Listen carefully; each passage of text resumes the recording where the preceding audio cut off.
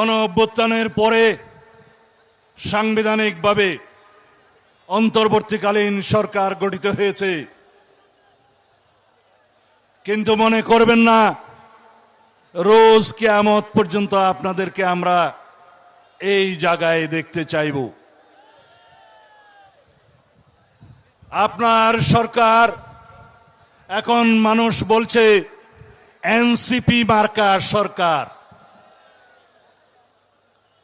আপনার সরকারে এনসিপির 2 জন প্রতিনিধি বিদ্যমান, তারা উপদেষ্টা, তারা আবার এনসিপি সংগঠন করে, অফিসিয়ালি করে না, কিন্তু সবাই সবকিছু জানে, ওপেন সিক্রেট।